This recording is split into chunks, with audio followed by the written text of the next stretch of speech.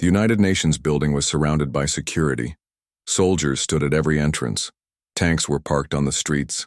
Helicopters flew overhead. Olivia showed her visitor pass to 3 different guards before they let her in. Inside, the building was busy. Officials from all over the world rushed around. Some looked scared. Others looked angry. All of them looked worried. Olivia's pass only let her into the public areas. The main meeting would happen in the big assembly hall. She couldn't go there, but she found a small room with a TV screen showing a live feed of the hall. A few other visitors were there too, watching silently. World leaders filled the seats in the assembly hall. The President of the United States sat in the front row with the leaders of China, Russia, and other powerful countries. They talked in low voices, glancing nervously at the empty speaker's podium. At exactly 10 a.m., the doors at the back of the hall opened. Everyone turned to look. 4 tall aliens walked in. They wore armor that seemed to move like water, shifting colors as they walked. Their skin was almost see-through, with blue veins visible underneath. Behind them came Queen Zylara. She was taller than the others, with a head that was long and curved backward. 6 eyes, each a different color, looked out from her face. She didn't walk like humans did. She seemed to float, her feet barely touching the ground. The room went completely silent. The Queen moved to the speaker's podium and looked out at the human leaders. When she spoke, her voice came from everywhere at once, as if the air itself was talking. "Leaders of Earth," she said. "I am Zylara, Sovereign Queen of the Zetherian Empire. We control 2,000 star systems across this galaxy. We have met many species like yours. Some are now part of our empire, others are gone." The President of the United States stood up. "Why have you come to Earth?" he asked. His voice sounded small after the Queen's. Queen Zylara's eyes changed colors, shifting from blue to purple. "We seek resources and new worlds to expand our empire. Your planet is suitable for our needs." Panic spread through the room. The Russian leader jumped up. "We will fight you," he shouted. "We have nuclear weapons." The Queen made a sound that might have been a laugh. "Your weapons would not scratch the surface of our smallest ship. But do not fear. We are not barbarians. We do not simply take. We follow the ancient laws of the galaxy. We give a chance." "What kind of chance?" asked the Chinese leader. "A challenge," said the Queen. "A test of your species' worth. If you pass, you join the Cosmic Concord as equals. You gain our protection and technology.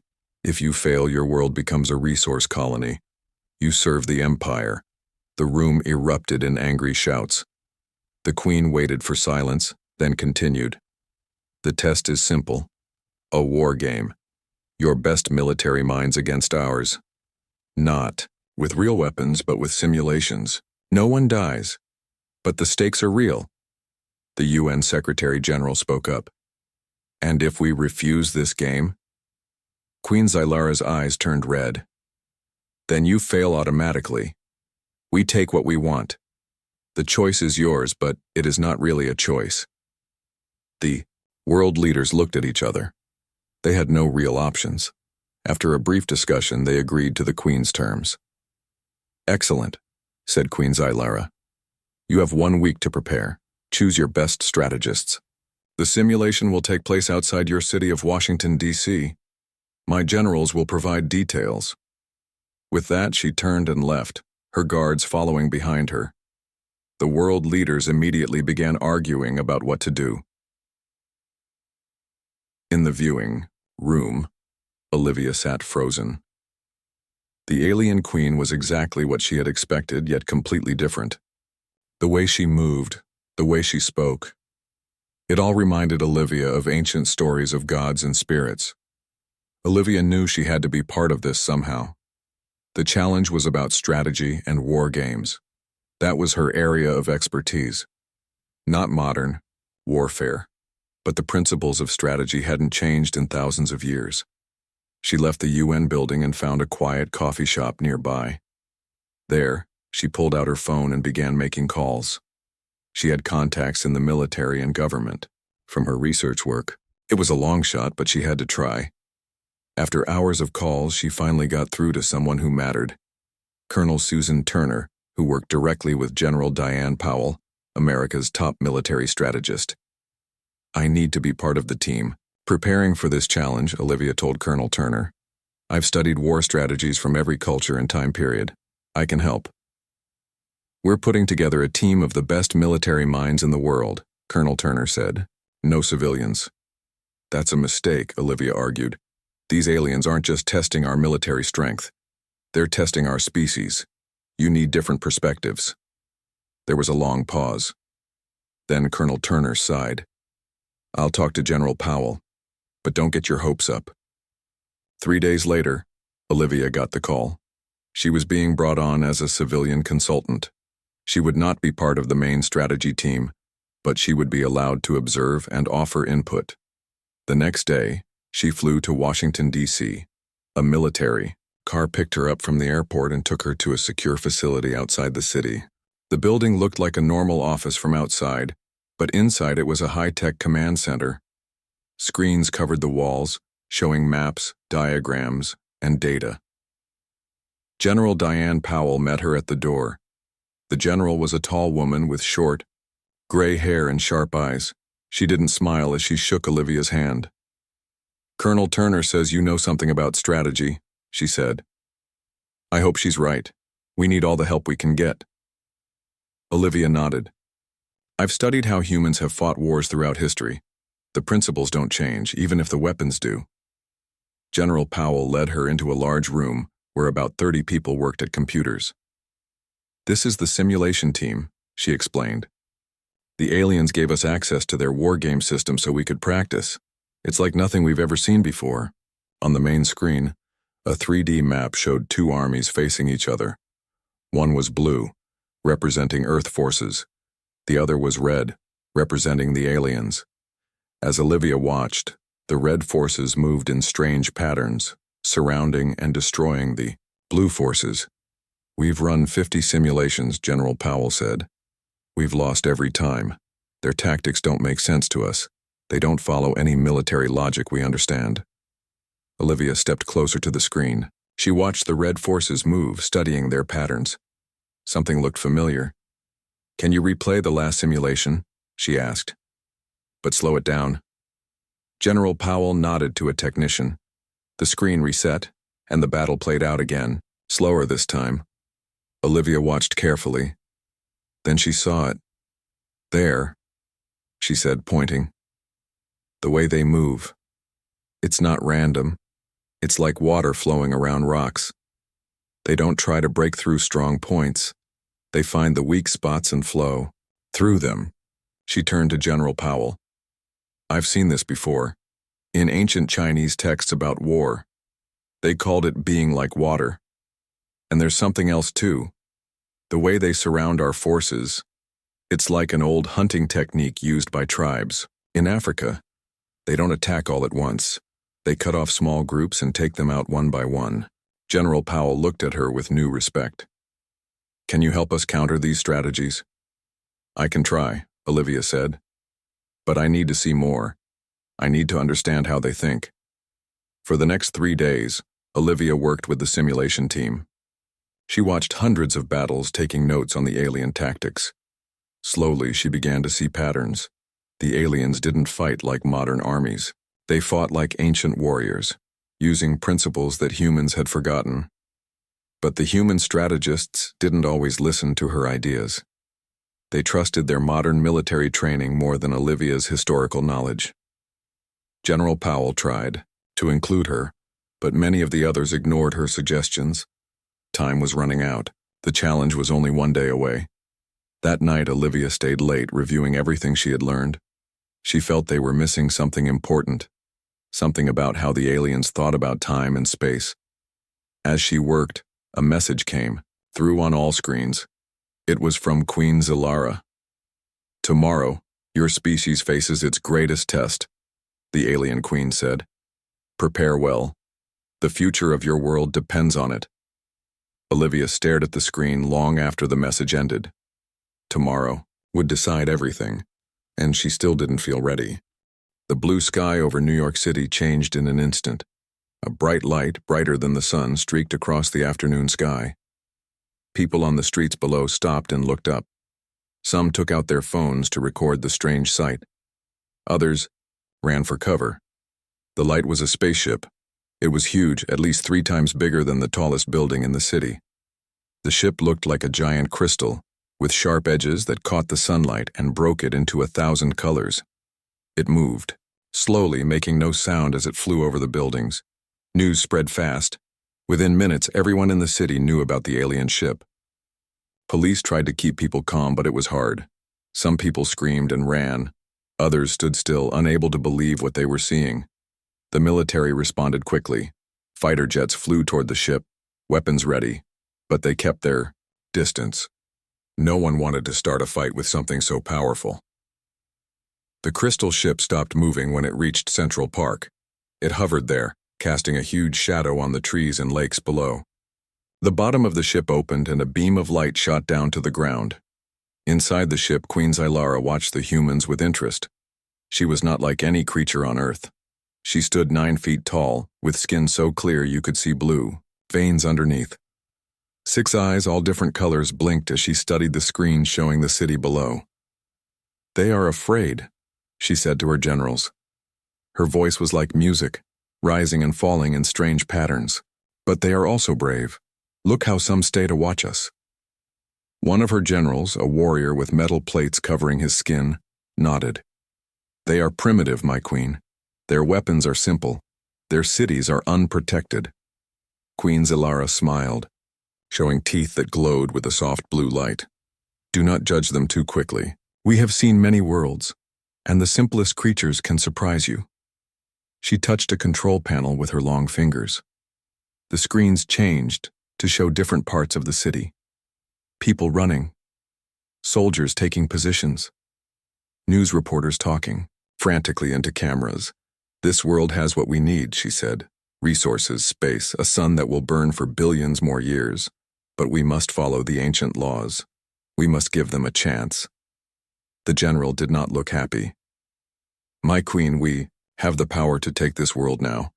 Why waste time with tests and trials?" Queen Zylara's eyes flashed with anger. "Because that is not our way. We are Zetherians. We are fair. We judge, but we do not steal."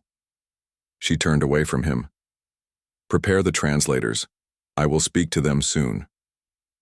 Down on Earth, most people had run away from Central Park, but some stayed, watching the ship from a safe distance. Among them was Olivia Mason.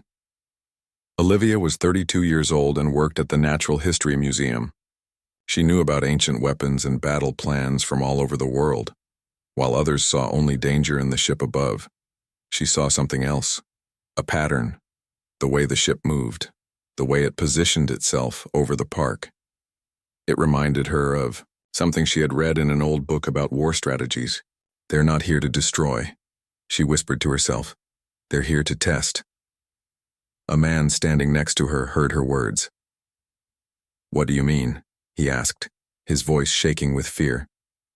Olivia pointed at the ship. "Look how they positioned themselves. Away from buildings in the open. They want to be seen, but they're not attacking. They could have fired weapons already if that's what they wanted." The man shook his head. "You don't know that. They could kill us all any second." "Maybe," Olivia said, "but I don't think so." Just then, the beam of light from the ship grew brighter. Small objects like floating metal balls came down through the light. They spread out, flying in all directions across the city. One of the metal balls stopped near Olivia. It hovered at eye level, spinning slowly. Then it spoke, in a voice that sounded almost human. "People of Earth," it said, "you have been chosen. The great Queen Zylara of the Zetherian Empire has come to evaluate your world. Prepare to be tested. Your future depends on your performance." All across the city, the same message played from every electronic device. TVs, phones, computers, radios, all carried the alien voice. The message repeated in different languages, making sure everyone understood. Panic grew. People rushed to leave the city. Roads became jammed with cars. The president appeared on emergency broadcasts, urging calm while military forces gathered. But Olivia didn't run. Instead, she moved closer to the park, trying to get a better view of the ship. Something told her that running wasn't the answer. Understanding was, 3 days passed. The ship remained over Central Park, silent and still. The city around it had changed. Most people had left. Soldiers now guarded the empty streets. World leaders argued about what to do. Then came the announcement. Queen Zylara would meet with Earth's leaders at the United Nations building. Each country could send 2 representatives. The meeting would take place the next morning. That night, Olivia couldn't sleep. She felt a strange connection to what was happening. All her life, she had studied how ancient civilizations faced threats and challenges. Now her own civilization faced the biggest challenge of all. She made a decision. She had to be at that meeting. She had to see the alien queen up close. She didn't know why, but she felt it was important, maybe even essential, for her to be there. Olivia had a friend who worked security at the UN. After many phone calls and promises, she managed to get a visitor's pass. It wouldn't get her into the main meeting, but at least she would be in the building. As dawn broke over New York, Olivia got ready. She dressed simply, but professionally. She packed her notebook and a small camera. She didn't know what would happen that day, but she knew it would change everything. The streets were empty as she made her way to the United Nations building. Only military vehicles moved through the city now. The crystal ship still hung over Central Park, glittering in the morning sun. Whatever happens today, Olivia said to herself as she walked, nothing will ever be the same again. The morning of the challenge arrived with a clear sky and a cool breeze. Outside Washington, D.C., in a large empty field, the aliens had set up their simulation arena. It looked like a giant silver bowl half buried in the ground. Around it, they had built viewing areas where people could watch. World leaders, military officials, and news reporters filled these viewing areas. Behind strong security fences, thousands of regular people gathered too. Everyone wanted to see the challenge that would decide Earth's fate. Olivia arrived with General Powell's team. They had worked through the night, finalizing their strategy. They had some good ideas, but Olivia still felt uneasy. Something about the alien tactics bothered her. She couldn't quite figure out what it was. The human team was led into a command center near the silver bowl. Inside, there were stations with strange devices that looked like silver helmets. These connect us to the simulation, General Powell explained. We'll see and control our forces through them. Across the field, the aliens had their own command center. Through its clear walls, Olivia could see Queen Zylara sitting on a floating chair, surrounded by her generals. A voice came over the speakers. The challenge will begin in 30 minutes. Both sides may now review the battlefield and place their forces. General Powell put on one of the silver helmets. The other strategists did the same. Olivia, as an observer, was given a special screen to watch. On the screen, she saw a large 3D map. It showed mountains, rivers, forests, and plains. It wasn't a real place on Earth. It was a made-up battlefield for the simulation. General Powell and her team began placing their forces. Blue icons representing tanks, soldiers, aircraft, and ships appeared on the map. They set up strong defensive positions in the mountains and forests. On the other side of the map, red icons showed the alien forces. They spread out in a strange pattern like ripples in a pond. Olivia watched carefully. Something about the alien formation looked familiar. It reminded her of an ancient battle she had studied, but she couldn't remember which one. The minutes ticked by. Tension grew in the command center. These people carried the weight of the whole world on their shoulders. If they lost, Earth would become a colony of the alien empire. 5 minutes until the challenge begins, the voice announced. General Powell looked at her team. Remember the plan. Strong defense first, then counterattack when we see their main thrust. We can do this. The others nodded, but they looked nervous. They had never won against the aliens in practice. Olivia moved closer to General Powell. Remember what I said about their water tactics. Don't try to block them completely. Guide them where you want them to go. General Powell nodded. I'll try. 1 minute until the challenge begins. Olivia looked across the field at the alien command center. Queen Zylara sat calmly, her 6 eyes glowing with different colors. She didn't look worried at all. Challenge begins now. The simulation started. On the screen, the red icons began to move. They flowed across the battlefield like water, just as Olivia had predicted. But something was different from the practice runs. The aliens moved slower, more cautiously. "They're testing our defenses," General Powell said. "Holding back their main force." The human team responded well. They shifted their forces to meet the alien probes without committing too much. For the first hour, the battle was even. Neither side gained a clear advantage. In the viewing areas, people began to cheer. Earth was holding its own against the alien empire. But then Queen Zylara rose from her chair. She stepped forward and placed her hands on a glowing sphere. Immediately, the movement of the red icons changed. They began a new pattern spiraling inward from all sides of the map. It was beautiful to watch, like a dance, but it was deadly effective. The blue human forces found themselves being slowly surrounded. "They're cutting us off from each other," General Powell said, her voice tense. "Breaking our forces into small groups?" The human team tried to counter, shifting forces to maintain connections, but the aliens always seemed one step ahead. Wherever the humans moved, the aliens were already there, blocking them. Olivia stared at the screen. The pattern was now very familiar. She had seen it before in an old book about Chinese war tactics. The Silken Constriction, it was called. But the aliens were doing something more, something she hadn't seen before. She noticed that in some parts of the battlefield, the blue forces moved slower than in others. It was as if time itself was different in different areas. "General," she said, "I think they're manipulating time somehow. Look how our units move at different speeds in different sectors." General Powell was too busy to listen. The battle was turning against them. Blue icons were disappearing from the map as the alien forces overwhelmed them. After 2 hours, half of the human forces were gone.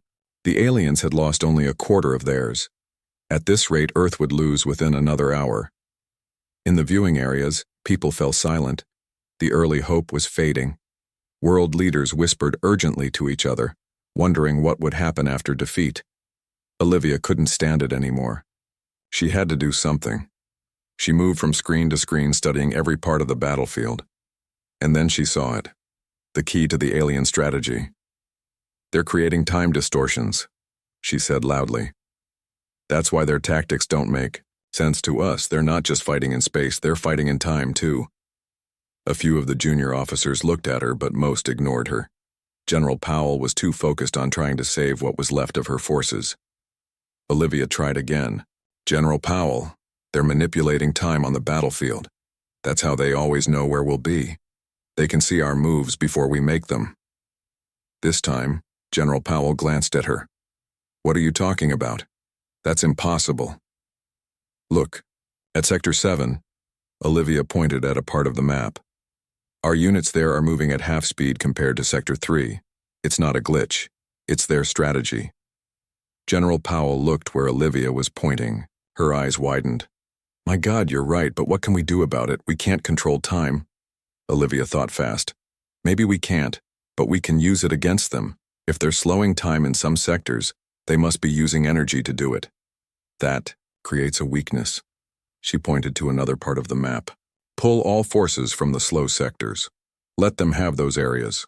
Concentrate everything in the fast sectors. Move at their speed, not against it."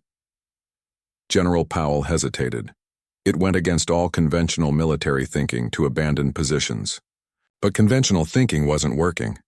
"Do it," she finally ordered. The blue icons began to move, pulling back from some areas, concentrating in others. The aliens responded by pushing harder into the abandoned sectors. "Now," Olivia said, "hit them where they're extending too far. They're using energy to maintain those time distortions. They can't be strong everywhere." General Powell gave the orders. The concentrated human forces struck at the aliens' extended lines. For the first time, red icons began to disappear in large numbers. Across the field, movement in the alien command center showed their surprise. Queen Zylara stood up, her eyes flashing different colors. The battle shifted. The humans were still. outnumbered, but they were fighting smarter now. They used the aliens' time distortions against them, moving quickly through fast sectors to hit the aliens where they were vulnerable. After another hour, the forces were even. Both sides had lost about 60% of their starting strength. It was anyone's battle now. But then Queen Zylara did something unexpected. She removed her armor, revealing more of her strange blue-veined skin. She placed both hands on the glowing sphere and closed all 6 of her eyes. The red icon suddenly moved in a completely new pattern. It wasn't like water anymore. It was like fire, burning through the human defenses from all directions at once. "What's happening?" General Powell asked, her voice rising. "They're everywhere." Olivia stared at the screen in horror.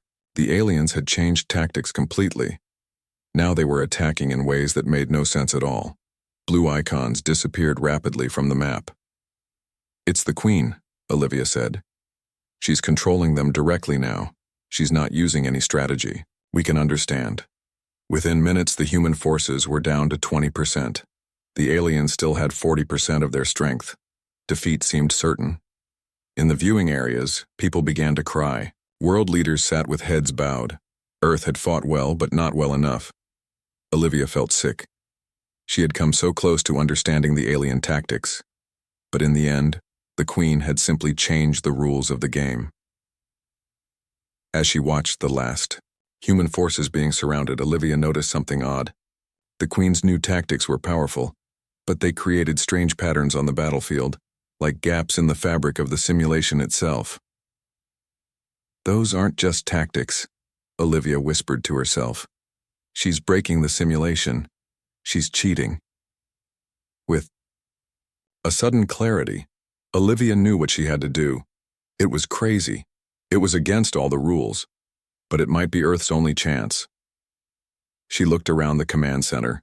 Everyone was focused on the losing battle. No one was watching her. Quietly, she slipped away from her observation post and moved toward the door. She had to get to the simulation arena, the Silver Bowl. She had to stop the Queen from winning by breaking the rules. As she stepped outside, she looked up at the sky. It was still clear and blue. It might be the last free day Earth ever knew. Olivia ran across the open field toward the Silver Bowl. Guards shouted at her to stop, but she kept going. She had to reach the simulation arena before the battle ended. "I need to get in there," she yelled as she ran. "The aliens are cheating. They're breaking the rules." The guards didn't understand. They moved to block her path. Olivia dodged the first one, but 2 more grabbed her arms. "You can't go in there, ma'am," one said. "The simulation is in progress." "That's the point." Olivia struggled against their grip. "The Queen is manipulating the simulation itself. It's not a fair test." The guards looked confused. They didn't know what to do with her. As they hesitated, a loud cheer came from the alien viewing area. On the big screens around the field, everyone could see that the human forces were down to their last few units. "Please," Olivia begged. "Just let me talk to someone in charge. Earth is about to lose everything." One of the guards touched his radio. "Sir, we have a woman here saying the aliens are cheating. She's from the human command team." He listened for a moment, then nodded. "Yes, sir." He looked at Olivia. "The Secretary of Defense wants to talk to you. Come with us." They led her to a small tent near the simulation arena. Inside, a stern-looking man in a suit waited. "You're the history expert," he said. "Powell's consultant. What's this about cheating?" Olivia spoke quickly. "The Queen isn't just using better tactics. She's manipulating the simulation itself, creating time distortions that shouldn't be possible according to the rules they gave us." The secretary frowned. "Can you prove this?" "Not with words," Olivia said. "I need to enter the simulation physically. I can show everyone what she's doing." "Enter the simulation? That's impossible. It's just a computer program." "No, it's not," Olivia said. "Look at the arena. It's a physical space. The simulation has a real component. The aliens are inside it, somehow." The secretary looked skeptical, but he stepped outside the tent and looked at the silver bowl. Through its transparent sections, strange lights could be seen moving around, like the icons on the map, but solid and real. "Even if you're right," he said, We can't just send someone in there. We don't know what would happen to you. Olivia pointed at the screens. The human forces were nearly gone. Queen Zalara stood with her hands still on the glowing sphere, her 6 eyes now all glowing red. We have nothing to lose, Olivia said. In 10 minutes, Earth becomes a colony. Let me try. The secretary stared at her for a long moment. Then he nodded. How do you get in? The main entrance, Olivia said. Where? Our general's connected to the simulation. Their minds are in there. Maybe I can go all the way in. The secretary made a quick call. Then he turned to Olivia. You have clearance, but this is your idea. No one ordered you to do this. I understand, Olivia said. They rushed to the human command center. Inside, General Powell and her team sat, motionless, the silver helmets on their heads connecting them to the dying simulation. There's one empty station, the secretary said, pointing to a helmet that wasn't being used. A backup. Olivia sat down and lifted the helmet. It was heavier than it looked and warm to the touch. She took a deep breath and placed it on her head. Instantly, the world around her vanished. She was floating in darkness. Then shapes began to form. Mountains, trees, the battlefield. But she wasn't just seeing it on a screen now. She was inside it. The trees were real trees. The mountains were real mountains. And in the distance, she could see glowing blue figures fighting against glowing red ones. The human forces were tiny now, just a small group surrounded by a sea of red. And above it all, a giant figure loomed. Queen Zalara, 100 times larger than life, her hands moving through the air, controlling everything. Olivia looked down at herself. She was glowing white, neither blue nor red. She wasn't part of either army. She was something new in the simulation. She began to run toward the battle. The ground felt solid under her feet. The air felt cool on her face. This wasn't just a computer program. It was another reality. As she got closer to the fighting, she could see General Powell and the other human strategists. They looked like blue ghosts directing their forces. They didn't seem to notice Olivia. But someone did notice her. High above, Queen Zylara's giant form turned. 6 enormous eyes fixed on Olivia. The alien queen looked surprised, if that emotion even existed for her species. A physical intruder, the queen's voice boomed across the battlefield. How interesting. The fighting paused. Both blue and red forces turned to look at Olivia. General Powell's ghost-like form finally saw her. Mason, what are you doing in here? How is this possible? I came to stop the cheating, Olivia called back. The queen is breaking the simulation rules. She's creating time distortions that weren't part of the agreement. Queen Zylara's giant form shrank, becoming only slightly taller than a human. She floated down to the battlefield, landing near Olivia. Clever human, she said. Her voice was no longer booming, but it still had that strange musical quality. You saw what your generals could not. Is it true? General Powell demanded. Have you been manipulating time in the simulation? The queen's eyes shifted colors rapidly. The manipulation of dimensional constants is a standard tactic in Zetherian warfare. We did not hide this from you.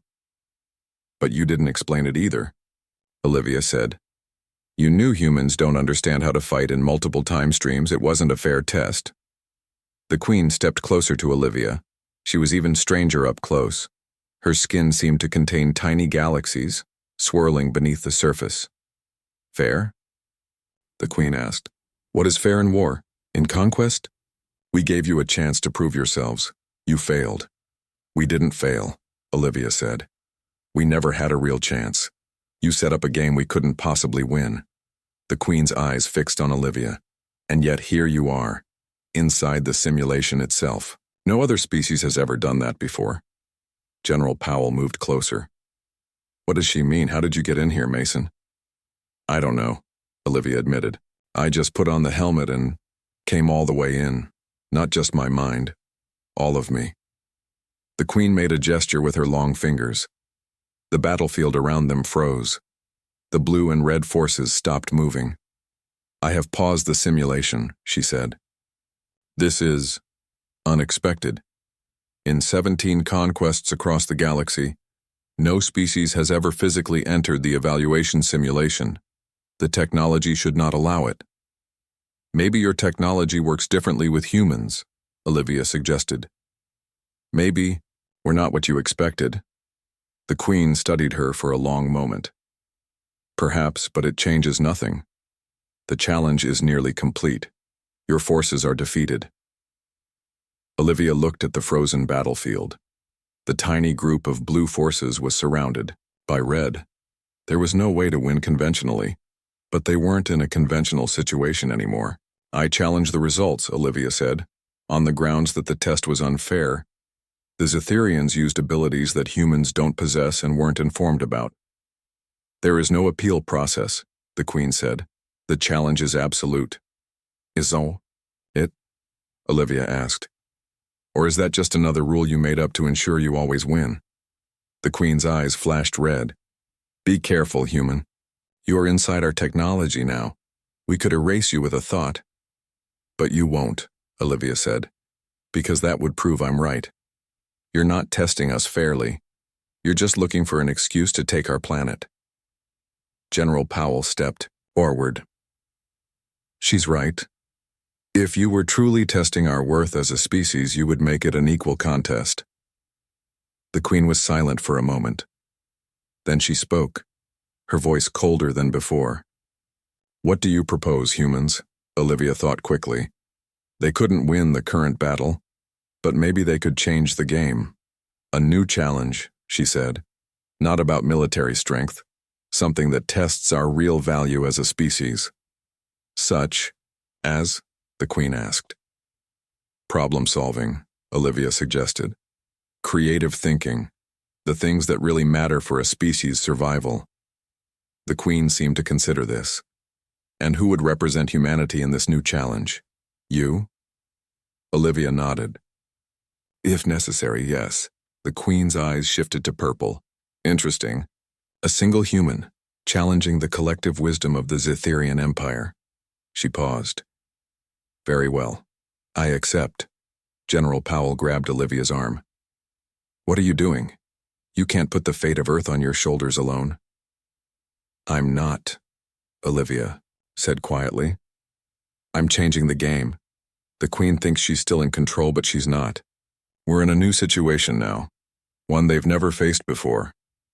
The Queen raised her hands. The battlefield disappeared. They were now standing in an empty white space. "The new challenge is simple," the Queen said. "I will create a problem that has never been solved before. If you can solve it, or even approach a solution in a way we find interesting, Earth will be spared." "And if I fail?" Olivia asked. "Then nothing changes. Earth becomes a resource colony." Olivia nodded. "I accept." The Queen's eyes glowed brighter. "The problem is this: the dimensional paradox of entropic recursion." The white space around them changed. Strange symbols appeared in the air, mathematics beyond anything Olivia had ever seen. Shapes formed and dissolved, representing concepts she couldn't begin to understand. "This problem has defeated the greatest minds of 12 different species," the Queen said. "None have even understood the question, let alone approached an answer." Olivia stared at the symbols. They meant nothing to her. She wasn't a mathematician or a physicist. She was a historian. Olivia woke to bright sunlight streaming through her window. For a moment she forgot where she was and what had happened. Then it all came rushing back. The simulation, the Queen, the test that might decide Earth's fate. She got up quickly and looked outside. The crystal ship still hung in the sky, glowing even in daylight. Around the facility, people rushed back and forth, preparing for whatever might come. There was a knock at her door. General Powell stood there, looking tired but alert. "It's time," she said. "The Queen has called for a meeting. You're requested to attend." Olivia nodded and quickly got ready. As they walked through the facility, people stopped to stare at her. Word had spread about what she had done in the simulation. Am I in trouble? Olivia asked quietly. General Powell shook her head. Quite the opposite. The president wants to meet you after this is over. If there is an after. They were taken by helicopter to the same field where the simulation had taken place. The silver bowl was still there, but now a large platform had been built next to it. World leaders were already gathering on this platform. As Olivia stepped out of the helicopter, a murmur went through the crowd. People pointed at her. Some even clapped. They know about you, General Powell said. The whole world does. The video of you running toward the simulation arena went viral overnight. They're calling you the woman who stood up. Olivia felt uncomfortable with the attention. She hadn't done anything heroic. She had just seen a pattern that others had missed. They were led to seats near the front of the platform. The President of the United States nodded to Olivia as she sat down. Other world leaders looked at her with expressions ranging from gratitude to suspicion. At exactly noon, a beam of light shot down from the crystal ship. Within this beam, Queen Zylara and 4 of her generals appeared on the platform. The crowd fell silent. The queen looked different today. Her armor was simpler, less threatening. Her 6 eyes were all the same color, a calm blue. People of Earth, she began, her voice once again coming from everywhere at once. The Imperial Council has reached its decision. Everyone held their breath. This was the moment that would decide everything. In 17 conquests across the galaxy, we have never encountered what we found here, the Queen continued. Your species is young. Your technology is primitive. By all standard measures, you should be easy to conquer. The crowd stirred uneasily. This didn't sound like good news. But there is nothing standard about humanity, the Queen said. You are unpredictable, creative. You see patterns where others see only chaos. You question what others accept without thought. She turned to look directly at Olivia. This human entered our simulation in a way that should have been impossible. She challenged our assumptions. She saw the true nature of a problem that has baffled the greatest minds of 12 different species. Olivia felt everyone's eyes on her. She wanted to disappear. The Imperial Council has considered these facts, the Queen said. We have reviewed the history of your species, your art, your science, your endless questioning of yourselves and your universe. She paused, looking out over the crowd. Earth will not become a resource colony of the Zetherian Empire. A cheer began to build, but the Queen raised her hand for silence. Instead, we offer humanity a place in the cosmic concord. Not as subjects but as partners. Your world will remain your own. Your development will continue without our interference. And when you are ready, you will join us among the stars. The cheer erupted now, impossible to contain. People hugged each other. Some cried with relief. World leaders shook hands and smiled.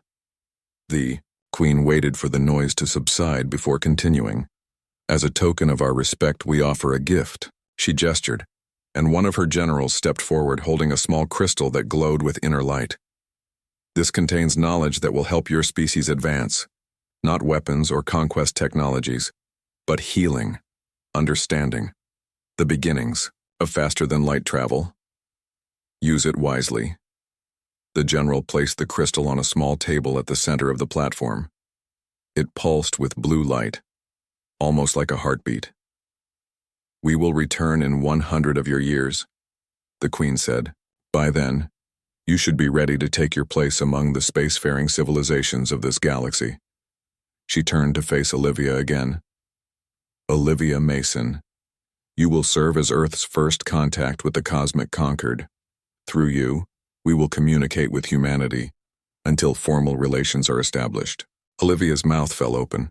Me? But I'm just a historian. I don't know anything about diplomacy or alien relations. The Queen's eyes shimmered. You know more than you realize. You understand patterns. You see connections others miss. That is more valuable than any diplomatic training. Before Olivia could protest further, the Queen addressed the crowd again. The Zetherian Empire bids you farewell for now. People of Earth, look to the stars. We will be watching your progress with great interest." With that, the Queen and her generals began to rise in the beam of light, returning to their ship. As they disappeared, the crystal ship itself began to move.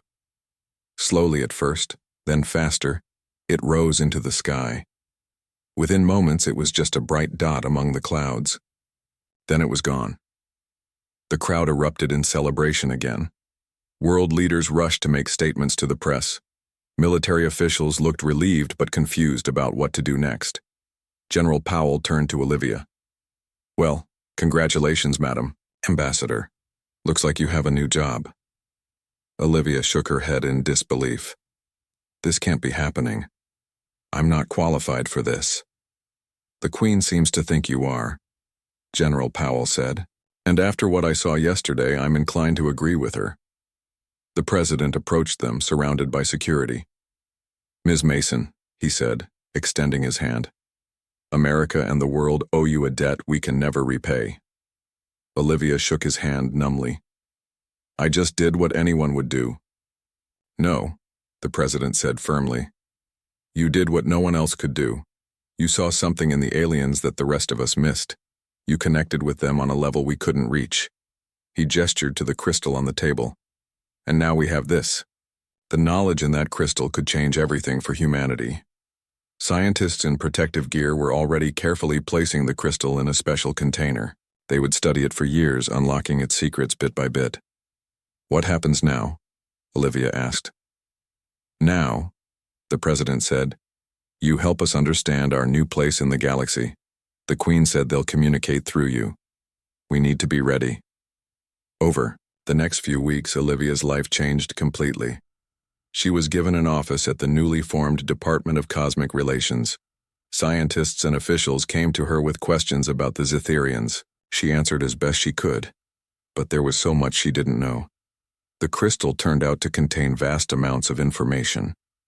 Medical knowledge that led to cures for several major diseases. Physics theories that opened new areas of research. Star maps showing thousands of inhabited worlds. 1 month after the Queen's departure, Olivia was working late in her office when she felt a strange sensation. A tingling in her mind, like someone gently knocking on a door. "Hello?" she said aloud, feeling silly. "Greetings, Olivia Mason," came the Queen's musical voice, not through her ears but directly in her mind. "I hope this communication finds you well." Olivia nearly fell out of her chair. "Your Majesty? How are you in my head?" "The connection was established during our time in the simulation," the Queen explained. "It allows us to communicate across vast distances. I am currently near what you call Saturn. Why are you contacting me?" Olivia asked. "To begin your education," the Queen said. "There is much you need to learn about the cosmic conquered, about the other species you will eventually meet, about your role in the greater community of intelligent life." Over the next several hours, the Queen shared information about the galaxy that left Olivia breathless. Civilizations that had existed for millions of years. Planets with life forms so strange they defied description. Concepts of physics and reality that made human science seem like a child's building blocks. When the Queen finally withdrew from her mind, Olivia sat in silence for a long time. The universe was so much bigger, so much more complex than humanity had ever imagined. The next day, she met with the President and other world leaders. She told them about the communication, about everything she had learned. "This is just the beginning," she said. "The Queen says humanity has potential that even they don't fully understand. Something about our minds, our way of thinking, is different from other species they've encountered." "Different how?" the German Chancellor asked. "We make intuitive leaps," Olivia explained. "We see patterns in seemingly random data. We create art and music that speaks to emotions the Zetherians barely comprehend. We're unpredictable in ways that fascinate them." "So we're space pets?" the Russian president asked sarcastically. Olivia shook her head. "No, we're more like younger siblings they never knew they had. They're curious about us. They want to see what we'll become." In the months that followed, Olivia's mental conversations with the Queen continued. Sometimes they were brief exchanges about specific questions. Other times they were long discussions about philosophy, art, or the nature of consciousness. Olivia shared everything with Earth's leaders and scientists. New technologies developed from the information she received. 1 year after the Queen's departure, Olivia stood on the row